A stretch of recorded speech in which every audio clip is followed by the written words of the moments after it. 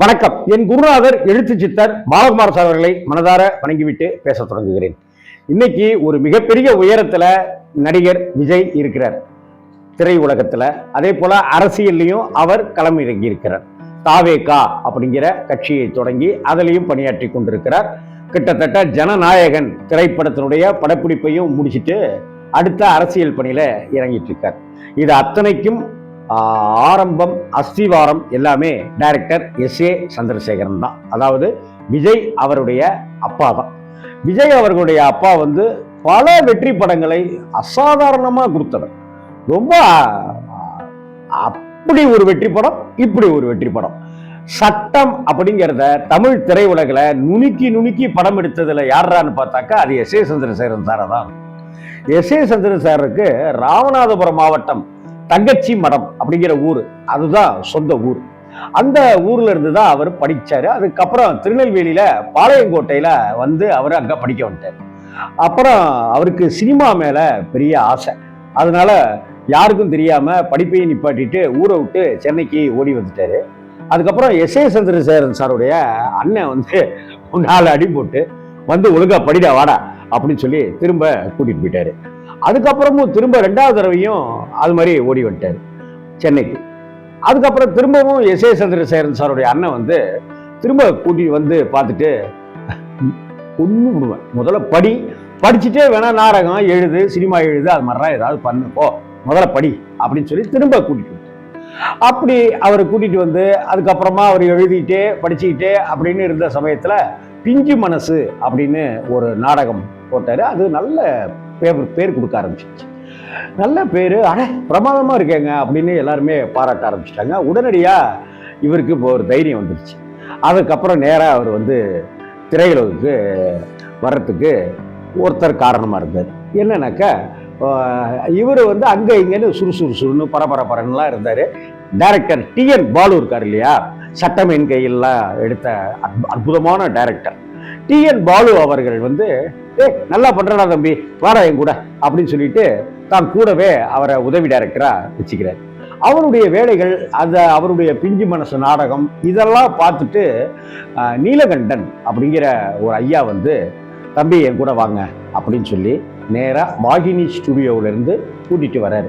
அந்த நீலகண்டன் அப்படிங்கிற அந்த ஐயா வாகினி ஸ்டுடியோல மிக முக்கியமான பொறுப்புல அவர் ஒர்க் பண்ணிட்டு இருக்காரு. நேராக எஸ்.ஏ. சந்திரசேகரனை அந்த நீலகண்டன் ஐயா கூட்டிக்கிட்டு தன்னுடைய வீட்டுக்கு போறாரு. அந்த வீட்டில் ஒரு போர்ஷன் இருக்கு. அதில் நீங்கள் தங்கி இருந்துட்டு உன்னுடைய சினிமா வேலையை பாரு, உன்னை சினிமாவுக்கு தேடுற வேலையை பாரு தம்பி அப்படின்னு சொல்றாரு. அந்த போர்ஷனில் எஸ்.ஏ. சந்திரசேகரன் சார் இருக்காரு. நீலகண்டன் ஐயா அப்படி ஒரு இதை கொடுத்து சாப்பாடும் சந்தர்ப்பம் கிடைக்கிற சமயத்துலலாம் வீட்டில இருந்து சாப்பாடு முதலான உதவிகளையும் எஸ்.ஏ. சந்திரசேகரன் சாருக்கு செய்கிறார். இதை எடுத்து அவர் வேலை பார்த்துக்கிட்டே இருக்காரு. அப்படி வேலை பார்த்துக்கிட்டே இருக்கிற சமயத்துல வசந்த மாளிகை அப்படிங்கிற அந்த திரைப்படத்துல இவர் அசிஸ்டண்டா பணியாற்றக்கூடிய வாய்ப்பு கிடைக்குது. பாலமுருகன் அப்படிங்கிற கதை வசனகர்த்தா தான் அந்த வசந்த மாளிகை படத்துக்கு டயலாக். ஸோ அவருடைய டயலாக் பேப்பரை வாங்கிக்கிட்டு ஒவ்வொருத்தருக்கும் டயலாகை சொல்லணும், எப்படி மாடுலேஷனில் சொல்லணும்ட்டு. சிவாஜி சாருக்கு அது மாதிரி எஸ்.ஏ. சந்திரசேகரன் சார் டயலாகை அப்படி சொல்லித்தராரு. அப்போ சிவாஜி சார் கண்ணை மூடி அப்படியே பேக்கப் போட்டுக்கிட்டே அப்படியே எல்லாத்தையும் கேட்டுகிட்டே இருப்பார். ஒரு கட்டத்தில் எஸ்.ஏ. சந்திரசேகரன் சார் வர்றாரு. சிவாஜி சார் கண்ணை மூடி கேட்டுகிட்டே இருக்காரு, டயலாகை சொல்லிகிட்டே இருக்காரு. ஒரு கட்டத்தில் சிவாஜி சார் கோபம் டேடா உணர்ச்சியே இல்லாமல் சொன்னா, நீ எப்படி சொல்றியோ அதைத்தர நான் உள்வாங்கி அங்க நடிக்க முடியும், உணர்ச்சியே இல்லாம சொல்ற, உணர்ச்சியா சொல்ல பழகிடா முதல்ல அப்படின்னு சிவாஜி சார் கோச்சிக்கிட்டு அதை எப்படி சொல்லணும் அப்படிங்கிறதையும் அந்த டயலாக் பேப்பரை வாங்கி இப்படி சொல்லணும் அப்படின்றதையும் சிவாஜி சார் சொல்லி கொடுத்தாரு. அந்த வகையில நடிகர் திலகம் எனக்கு ஒரு குரு மாதிரி அப்படின்னு சிவாஜி சாரை சொல்லும்போது கண்ணீர் பறக்க அப்படியே நெகிழ்ந்து போறார் எஸ்.ஏ. சந்திரசேகரன் சார். இதுக்கு அடுத்த நாள் திரும்ப டயலாக் சொல்லி தரணும். அதனால அந்த டயலாக் பேப்பரை பாலமுருகன் சார்ட்டேருந்து வாங்கிட்டு இன்னைக்கு நைட்டு மனுஷன் தூங்கவே தூங்காம விடிய உட்கார்ந்து அதை எப்படியெல்லாம் சொல்லணும், இப்படி சொல்லி பார்க்கலாமா, இப்படி சொல்லி பார்க்கலாமா, இப்படி சொல்லி பார்க்கலாமான்ட்டுலாம் பலவிதமா சொல்லி அதை அடுத்த நாள் சிவாஜி சார் சொல்ல தோல்ல பொட்டேர்னு ஒரு 2 அடிச்சு, படவா இதை ஏட்டா நேதிக்கு சொல்லல ராஸ்கல், நல்லா இருக்குடா இது மாதிரி சொல்லு அப்படின்னு ஊக்கப்படுத்தி இருக்காரு நடிகர் திலகம். இப்படி நடிகர் திலகத்தின் கூட அவருக்கான தொடர்பு இதை அடுத்து பட்டாக்கத்தி பைரவன் படத்திலையும் அவருக்கு தொடர ஆரம்பிச்சு. பட்டாக்கத்தி பைரவன் அப்படிங்கிற அந்த திரைப்படத்துக்கு டைரக்டர் வந்து ராஜேந்திர பிரசாத் அப்படிங்கிறவர் பல வெற்றி படங்கள் கொடுத்தவர். அவர் அந்த படத்துல தன்னுடைய உதவி டைரக்டரா எஸ் ஏ சந்திரசேகரன் சாரை வச்சிட்டு இருக்காரு. சிவாஜி சார் கூட இன்னும் நெருக்கமா பழகிட்டு இருக்கு. அப்படி நெருக்கமா இருந்துட்டு இருக்கிற அந்த சந்தர்ப்பத்துல சிவாஜி சார்கிட்ட போய், சார் எனக்கு நீங்க தான் சார் கல்யாணம் பண்ணி வைக்கணும் அப்படின்னு சொல்றாரு. பண்ணி வச்சுட்டா போச்சு, என்ன விஷயம், பொண்ணு எங்க அப்படின்னு கேட்க கடும் எதிர்ப்பு. எஸ் ஏ சந்திரசேகரனுடைய அம்மாவும் கடும் எதிர்ப்பு, இந்த பக்கமும் அப்படி எதிர்ப்பு அப்படின்ட்டுலாம் இருக்கு.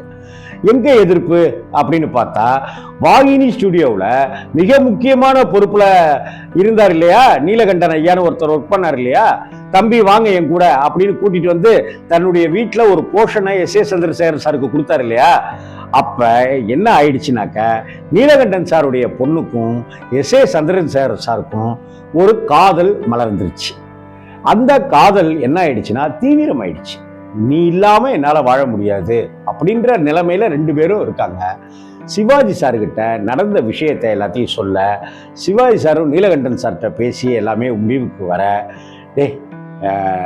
நான் தாலி எடுத்து கொடுக்க வேண்டாம், கமலாட்ட சொல்லி கமலாவை தாலி எடுத்து கொடுக்க சொல்லுவோம்டா, அதுதான் சரியா இருக்கும், அவ கை ராசியான கைடா அப்படின்னு சொல்லி கிட்டத்தட்ட அந்த கல்யாணத்துக்கு உண்டான அத்தனை ஆசீர்வாதத்தையும் முன்ன நின்று நடத்தினது சிவாஜி சாரும் கமலாமாவும்.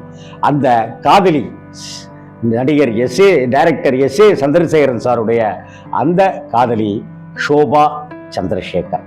அவங்க அப்பா பெரிய பெரிய ஞானஸ்தர். அவங்க குடும்பத்தில், ஷோபாவுடைய குடும்பத்தில் இருக்கிற அத்தனை பேருமே இசை குடும்பத்தில் இருக்கிறவங்க, இசை பாரம்பரியமான முறையில் கற்றுக்கிட்டு போலோச்சியவர்கள். அப்பேற்பட்டவங்க கிட்டத்தட்ட அவங்க அந்த நீலகண்டன் சாருக்கும் இளையராஜா சாருக்கும் அப்படி ஒரு கனெக்ஷன் உண்டு. ஷோபாவெல்லாம் சின்ன வயசுல இருந்தே பாட வச்சவர் இசைஞானி இளையராஜா அப்படின்ட்டுலாம். அப்படிப்பட்ட ஒரு சூழ்நிலையில ராஜேந்திர பிரசாத் அந்த டைரக்டர் இருக்காரு இல்லையா, பட்டாக்கத்தி பைரவன், அந்த டைரக்டர் தான் அந்த கல்யாணத்துக்கான, அதாவது விஜய் அப்பாவுக்கும் விஜய் அம்மாவுக்கும் நடந்த அந்த திருமணத்துக்கான அத்தனை செலவையும் அவர் தான் எடுத்துக்கிட்டார். இதை பத்தி எஸ் ஏ சந்திரசேகரன் சார் சொல்லும் போது என்ன சொன்னார்னாக்க, ஒரு உதவி டைரக்டருக்கு இவ்வளவு கோலாகலமான முறையில ஒரு கல்யாணம் நடக்குமா அப்படின்னா அது என் கல்யாணமா தான் இருக்கும் அப்படின்னாரு. இதை எடுத்து அந்த பட்டாக்கத்தி பைரவனுடைய படப்பிடிப்பு ஒரு 4 நாள் கழிச்சு தொடங்குது. அப்ப அது எங்கனாக்க இது பக்கத்து ஊட்டியோ கொடைக்கானலோ அது மாதிரியான ஒரு மலைப்பகுதியில அந்த லொக்கேஷன்ல படப்பிடிப்பு அன்னைக்கு பார்த்தாக்க எஸ் ஏ சந்திரசேகரன் சார் நிற்கிறாரு. சார் வணக்கம் சார் அப்படிங்கிறார் சிவாஜி கிட்ட. எல்லாருக்கும் முன்னாடி Sivaji sir S A Chandrasekharan பிடிச்சி கண்ணா பண்ணு திட்டார். அறிவு இல்லை உனக்கு, என்னடா பண்றீங்க, நீ முதல்ல ஊருக்கு கிளம்பு அப்படின்ட்டு.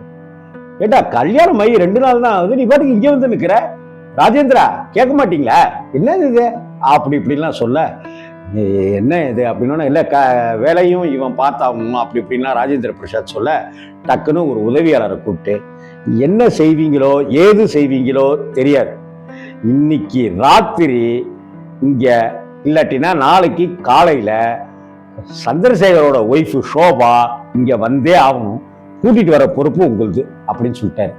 அதை அடுத்து அவசரமாக சென்னைக்கு ஃபோன் செய்து அவசரமாக ஷோபா அவர்களை அழைத்து கொண்டு அந்த கொடைக்கானல் அல்லது ஊட்டி இந்த மாதிரியான ஒரு ஏரியாவுக்கு வந்து பட்டாக்கத்தி பைரவன் படப்பிடிப்பு ஒரு பக்கம் சிவாஜி சார் நடிச்சிட்டே இருக்க, எஸ் ஏ சந்திரசேகரன் சாரையும் ஷோபாவையும் கூட்டிட்டு வந்து, நீங்க வேலையை கொஞ்ச நேரம் பார்த்தா போருண்டா அப்படின்னு சொல்லி தேனிலவு கொண்டாடுவதற்கு அனுப்பிய அந்த பெருமையான அந்த நினைவுகளை வந்து எஸ் ஏ சந்திரசேகரன் சார் நெகிழ்ச்சிபட தெரிவிச்சிருக்கு. அப்படிப்பட்ட சிவாஜி சார், அப்படிப்பட்ட பட்டாக்கத்தி பைரவன் டைரக்டர் ராஜேந்திர பிரசாத், இந்த மறக்க முடியாத தருணம் வந்து என் வாழ்க்கையில மிக முக்கியமான தருணம் இது அப்படின்னு சொன்னார். எஸ் ஏ சந்திரசேகரன் சார் பின்னணியில இத்தனை விஷயங்கள் இருக்கு. ஷோபாமாவுடைய வாழ்க்கைக்கு பின்னாடி இப்படி ஒரு சுவாரஸ்யம் இருக்கு.